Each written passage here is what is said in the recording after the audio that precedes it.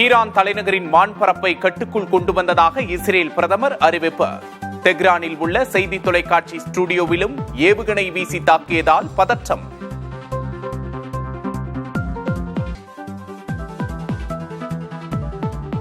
Iran Israel இடையேயான மோதல் உச்சக்கட்டத்தை எட்டியுள்ள நிலையில் இது போருக்கான காலம் அல்ல என பிரதமர் மோடி பேச்சு.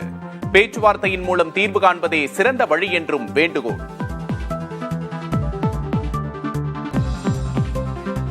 பதினாறாவது மக்கள் தொகை கணக்கெடுப்பு வரும் ஆண்டு அக்டோபர் 1ஆம் தேதி தொடக்கம். அதிகாரப்பூர்வ அறிவிக்கையை வெளியிட்ட மத்திய அரசு.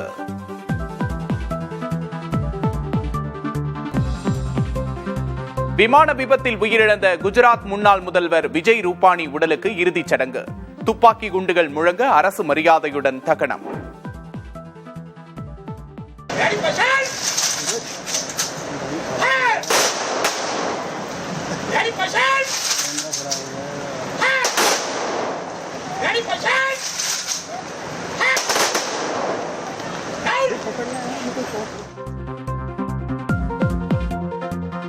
இருநூற்று பேரின் உயிரை பறித்த அகமதாபாத் விமான விபத்திலிருந்து உயிர் தப்பிய விஸ்வாஸ் குமாரின் புதிய வீடியோ வெளியீடு.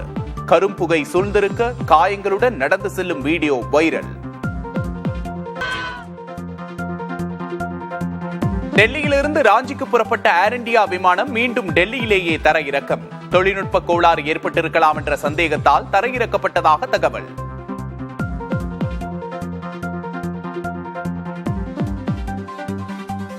மகாராஷ்டிரா, கேரளாவில் வெளுத்து வாங்கும் கனமழை. கர்நாடகாவின் பல்வேறு பகுதிகளில் பெய்யும் மழையால் மக்களின் இயல்பு வாழ்க்கை பாதிப்பு.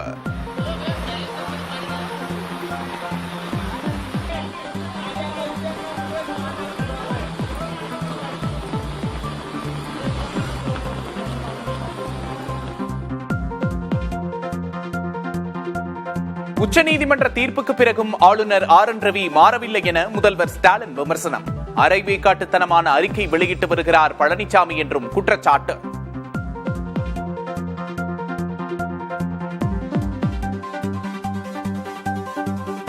வாக்குறுதிகளை நிறைவேற்றாமல் வாய்க்கு வந்த ரீல்களை அளந்து விடுவதே அரைவேக்காட்டுத்தனம். முதல்வர் மு க ஸ்டாலின் குறித்து எதிர்க்கட்சித் தலைவர் எடப்பாடி பழனிசாமி விமர்சனம்.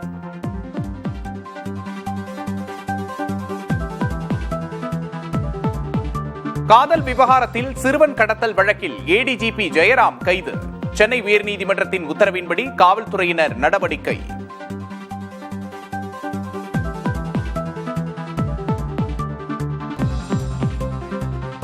TNPL கிரிக்கெட் தொடரில் பந்தை சேதப்படுத்தியதாக அஸ்வின் மீது புகார் தெரிவித்த மதுரை அணி ஆதாரங்களை சமர்ப்பிக்க தமிழ்நாடு கிரிக்கெட் சங்கம் அறிவுறுத்தல்.